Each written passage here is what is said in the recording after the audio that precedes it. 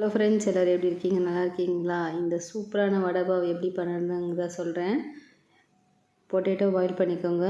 அதுக்கப்புறம் இஞ்சி, பூண்டு, பச்சை மிளகாய், கருவேப்பிலை, ஜீரகம் இது எல்லாத்தையும் பார்த்தீங்கன்னாக்கா பேஸ்ட்டாக ரெடி பண்ணிக்கலாம். ஜீரகம் போட்டு எண்ணெய் எடுத்து அழைச்சிட்டு அதுக்கப்புறம் கடுகு கொஞ்சம் போட்டுக்கோங்க. இதெல்லாம் பொரிஞ்சதுக்கப்புறம் நம்ம கருவேப்பிலை சேர்த்துக்கலாம். கருவேப்பிலை நல்லா பொரிஞ்சதுக்கப்புறம் அரைச்சி வச்சுருக்கோம் இல்லையா, அந்த பேஸ்ட்டை சேர்த்து நல்லா வதக்கி எடுத்துக்கலாம். இது நல்லா வதங்கினதுக்கப்புறம் பார்த்தீங்க அப்படின்னாக்கா கட் பண்ணி வச்சுருக்க ஆனியன் வந்து சேர்த்துக்கலாம். நான் ஒரு சின்னதாக 3 ஆனியன் கட் பண்ணி வச்சுருக்கேன். அதுக்கப்புறம் பொட்டேட்டோவை மேஷ் பண்ணிவிட்டு கொஞ்சம் மஞ்சள்தூள் போட்டுட்டு அந்த பொட்டேட்டோவை அது கூட சேர்த்துட்டு தேவையான உப்பு சேர்த்துக்கலாம். இப்போ இந்த மிக்சர் ரெடியானதுக்கப்புறம் எடுத்து அப்படியே ஆற வச்சுட்டு நம்ம பால் மாதிரி உருட்டி எடுத்துக்க வேண்டியதுதான். நம்ம இப்போ பாவு ரெடி பண்ணலாம். இப்போ என்ன பண்ணலான்னாக்கா பட்டரோ அப்படி இல்லைனாக்கா கீயோ வந்து நீங்கள் க்ரீஸ் பண்ணிக்கோங்க. இது ரொம்பவே நல்லா சாஃப்டாக இருக்கும் உங்களுக்கு.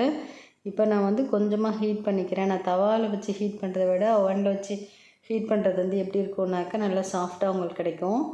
அதனால் நான் அப்படி வச்சு ஹீட் பண்ணிக்கிட்டேன். ரொம்பவும் சாஃப்டாகவுமே இருந்துச்சு.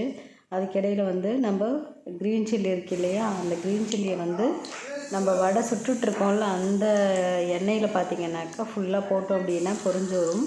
அந்த பொரிஞ்சு எடுத்த ஹீட்லேயே பார்த்திங்கன்னா லைட்டாக உப்பு மட்டும் நம்ம மேலே போட்டு எடுத்துக்கலாம். இப்போ அந்த வடையும் பார்த்திங்கன்னா ரெடி ஆகிடுச்சு, பாவும் ரெடி ஆகிடுச்சு. இப்போ நம்ம அதுக்குள்ளே வச்சு எப்படி சாப்பிட்றதுங்கிறது உங்களுக்கு நான் காட்டுறேன்.